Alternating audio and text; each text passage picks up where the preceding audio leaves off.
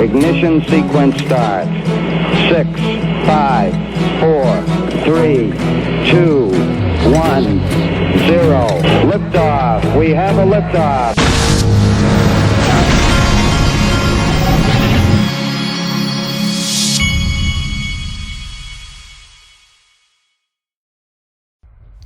Hey everybody, this is the Digital Asset Investor, and I stole some of my son's goldfish snacks, and I'm having some goldfish, a Diet Dr. Pepper,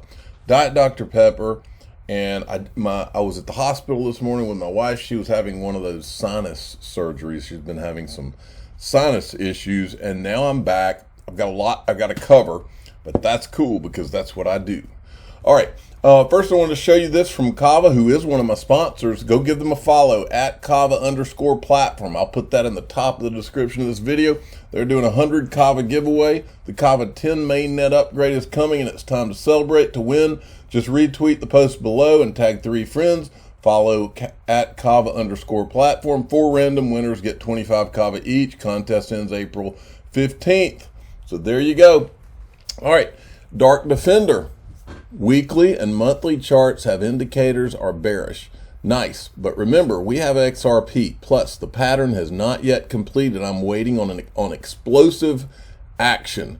Traders, keep an eye on 66 cents for DDs. It doesn't matter. All right, a little bit of news there. Now, watch this. This is on CNBC. It's almost like CNBC, someone has activated CNBC to start telling the truth. Let's talk about crypto. It's been a little more than 7 months since El Salvador made Bitcoin a national currency. The country's president has promoted it endlessly, but there are 2 questions people really want to know. Does it work? And does anyone really use it? NBC's Gadi Schwartz spent 48 hours on the ground in El Salvador to find out.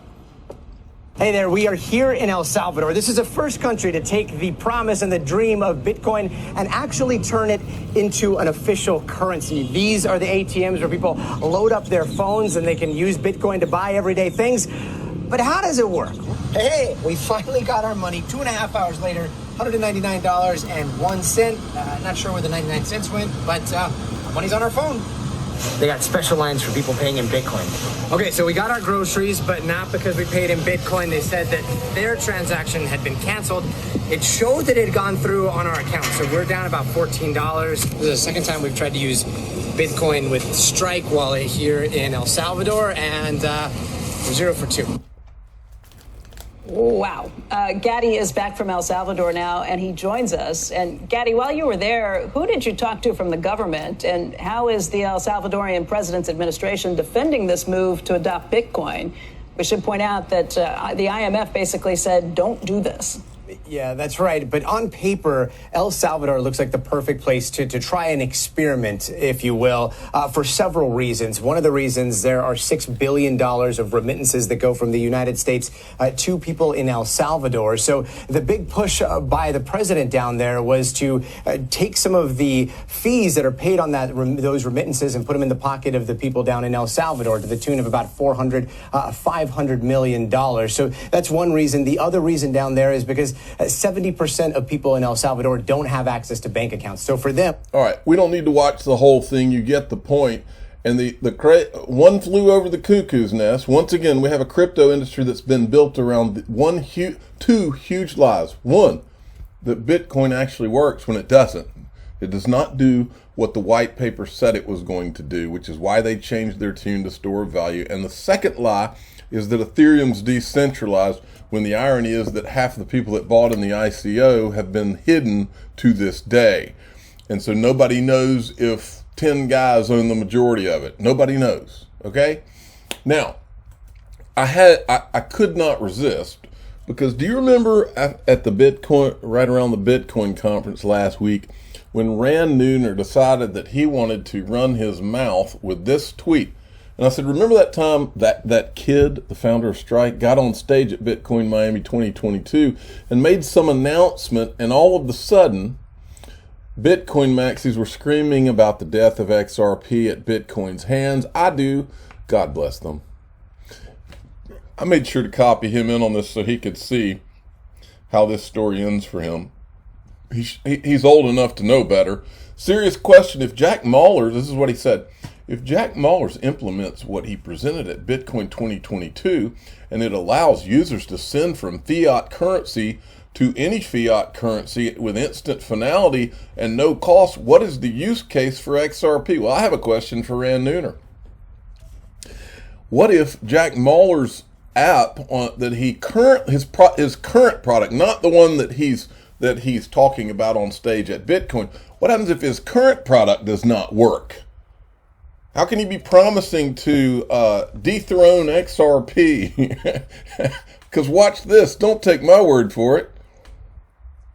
Let me get past First country to take the promise and the dream of Bitcoin and actually turn it into an official currency. These are the ATMs where people load up their phones and they can use Bitcoin to buy everyday things.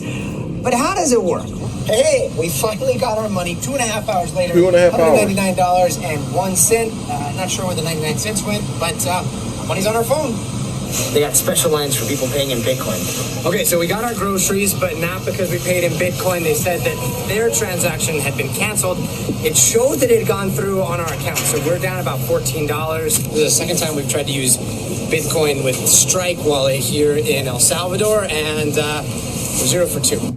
So he did say the Strike Wallet, because I played it back 2 or 3 times to make sure. He said the Strike Wallet. That would be the kids' wallet, okay? So here his current product is not working down there in El Salvador, but according to Rand Nooner, XRP just has no use case now because of Bitcoin or Litecoin or whatever, the Lightning Network. Dirty little secret, folks. XRP is a Lightning Network. It doesn't need someone to create something else so that it can be sent fast. Ran. All right. Now, I wanted to show you this because this just is all so funny. That same clip, Matt Hamilton, who doesn't work at Ripple now, but he used to, he says it took 2 hours, sometimes 8 hours to get our money through. We held up the line at the supermarket for 10 minutes trying to get this to work. We were double charged. It really is a shame they didn't just go with a more tested, scalable, and reliable network like the XRP ledger. And then I said the entire crypto industry has been built on a proof of work lie with the help of the SEC.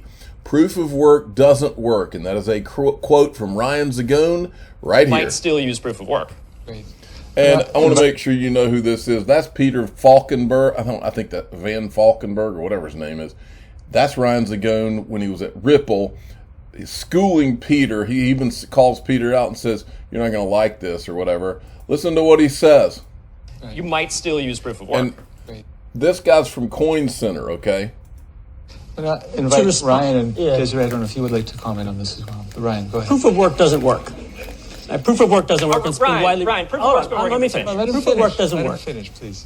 And in the early days of Bitcoin, there was a whole group of developers that broke off to create other assets, XRP being one of them, that doesn't use mining, that's cheaper from an energy perspective than Visa, and already scales to 1,500 transactions a second. A lot of these problems have already been solved. The challenge for adoption comes back to policy. The policy uncertainty around some of the assets has limited adoption, particularly here in the US. And I'm speaking from Ripple and XRP because we use that. Man, these people are pitiful. I mean, I tell you, that's the only word for it. You think they're pitiful, they're also born liars. Listen to what this guy says here. This is a bold-faced lie. This is whoever the Moon Carl is. I guess he's a YouTuber. Bitcoin is the only asset actually in the whole universe which is completely limited. There's nothing else that can compare with the scarcity of Bitcoin. So when That's a lie. That's a lie. Both XRP, XLM are both limited in amount the same way Bitcoin is. That is a bold-faced lie. The lies that continue in this crypto industry are just unbelievable. And they keep on and they keep on and they keep on. Okay, sorry, somebody was ringing the doorbell. Here we go. Then there was this. This is lie number 2 from Mark Cuban. Today, we had Elon Musk was offered to buy Twitter, and that's a whole uproar. And so Mark Cuban weighs in. He's a big Ethereum guy, and he says, and of course, a decentralized group of supporters for the current thing will create a DAO to buy Twitter. Token holders will get to vote on what's trending and who gets verified. Okay, I'll stop now. So he's basically inferring that somehow by Elon Musk buying Twitter, then it'll be centralized. It's just the gist of what he's saying. But Mark Cuban ignores the elephant in the room, which I pointed out to him gladly. I said, hey, Mark Cuban, I think you need to look at the disguised whales from the Ethereum ICO. It's never been audited. Until the buyers are identified, this argument holds absolutely no water. Ethereum is disguised as decentralized, but you probably already know that. Part of the reason I brought this up is because he's saying the current thing. That is a quote he's getting from Mark Andreessen of Andreessen Horowitz.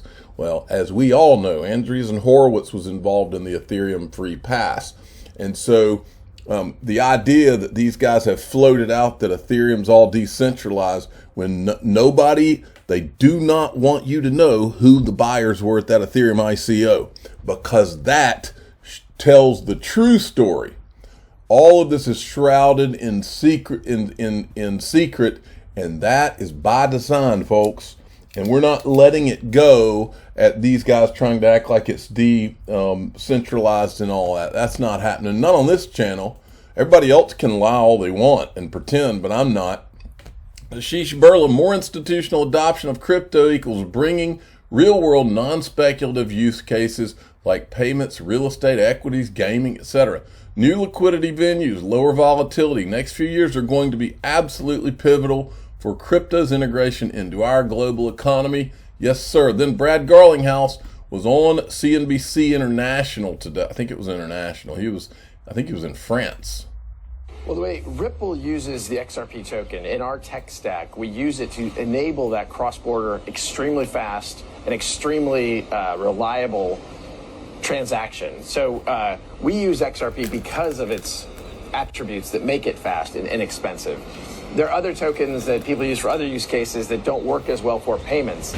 The XRP ledger, from its origins, has really enabled payments at scale in a way that certainly Bitcoin, while it's very good for digital gold, its speed and cost per transaction makes it less attractive for a payments type use case. So Ripple will continue to use XRP because of its core attributes as a really efficient technology. Is that something you see continuing in your tech stack going forward? For sure, without question. And I think you'll see Ripple use the XRP ledger for other use cases as well. We're certainly making investments, as I mentioned, in the carbon credit marketplace and other verticals that we think could be compelling. We've seen a lot of market volatility, of course, in the public equity markets. We've seen that filter through to the crypto markets as well. What's your outlook for the rest of the year? Do you expect sort of crypto markets to push higher and that volatility reduce, or are you expecting just this continued sort of seesawing we're seeing? I think it's really hard to know the timing, but I'm incredibly bullish on crypto overall. And frankly, that's because of the macro factors. There's two that I'll highlight. The macro factor around inflation globally. You saw this past week record inflation, for I think 4 decades, inflation in the United States at 8.5%. The other factor that I think is really important not to lose sight of is, as you and I have talked about, the move from crypto overall towards an institutional use case, solving real problems for real customers, and these scaled solutions that aren't just about the speculative activity that has really driven some of the historic crypto market activity. Brad, I want to sort of move on and talk about regulation, which has been a huge topic yesterday, and it will continue today as well. You're currently in a legal battle with an SEC that's been going on for a year or so. Can you give us an update on that and when you expect a resolution? That started in December 2020, and the core question there is around a nuanced legal question. Is XRP a security? And did Ripple... All right, and then it continues right here. A security.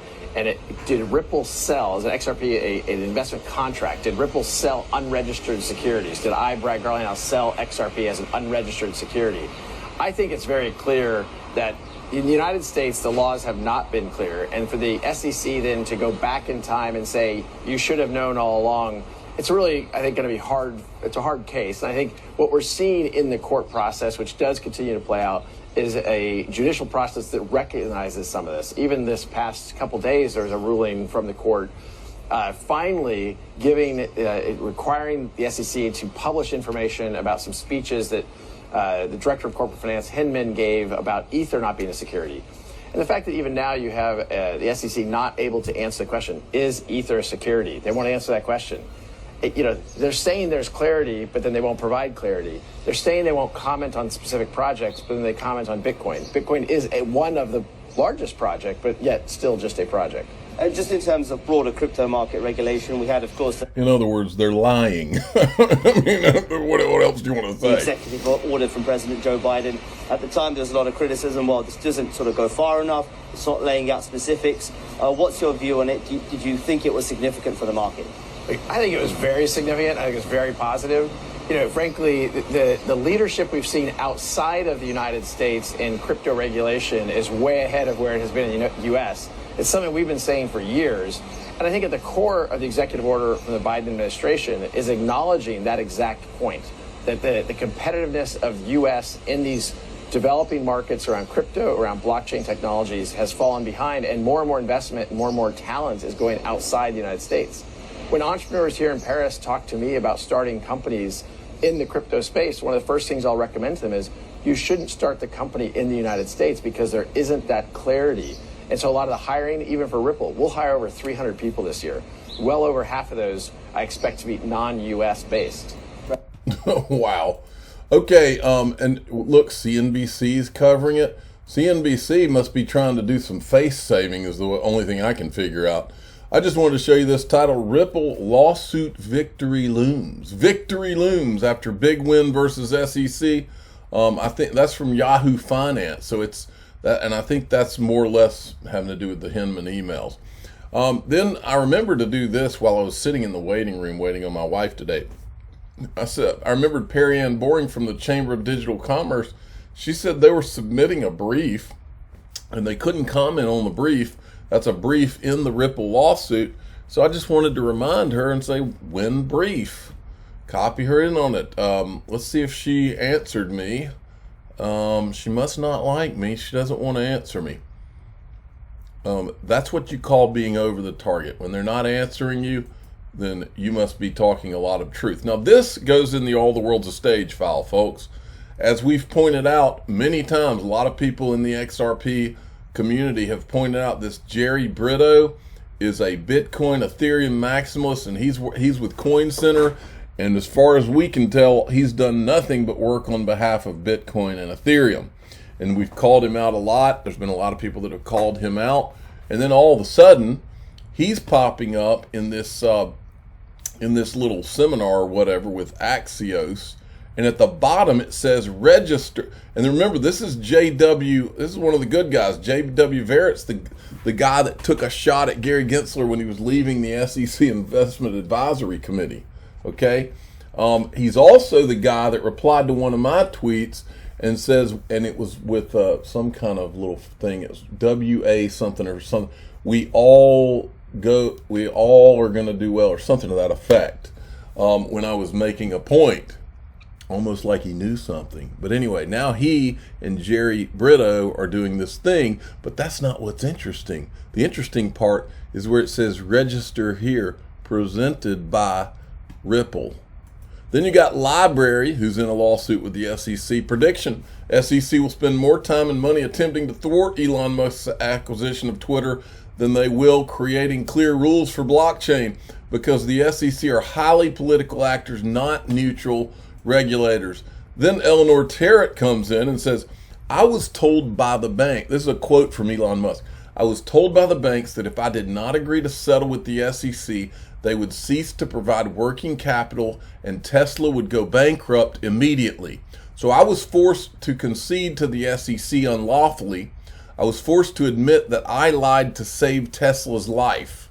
Now think about this, folks. That's literally being threatened by the banks in conjunction with the SEC, threatening to bankrupt investors of Tesla if he doesn't do what they want him to do. What has happened to the United States of America? That's a legit, honest question. What has happened to our country? Greg Kidd tweeted this out today, picking winners and making losers the good old-fashioned way. And Blockworks is now covering the email saga going on with the SEC. Then I ran across this old tweet from Brad Garlinghouse, December 10th, 2018. Transparency and disclosures matter. Integrity matters. If crypto is going to grow and flourish, we need to be fearless in showing our work and not concealing who's behind the curtain. And I said, wow, who was Brad Garlinghouse talking about in 2018? How could the SEC not have known the can of worms that would be opened with this lawsuit? Shout out to Joseph Lubin. And then I saw this tweet from Hester Pierce today. I'm hiring a lawyer to advise me on corporation finance, accounting, and crypto issues among others. And I don't know why, but when I saw this tweet from her, I thought to tweet this. Why does the SEC have an ethics office if you can ignore them with no consequences like Hinman did? And I'm asking Gary Gensler, Hester Pierce, Allison Heron-Lee. That's a legit question right there. Why have an ethics office at all? If Bill Hinman, if they can tell him not to be around these people from his law firm and he ignores them and then he goes and does it anyway, and then he has no consequences from it, then why have the ethics office at all? Why not just disband the ethics office? Because ethics obviously don't matter anymore at the SEC. I'm the digital asset investor. I'm not an investment advisor. This is for entertainment purposes only. Please subscribe, hit the like button, and ask your friends and family, why does the SEC even have an ethics office? What's the point?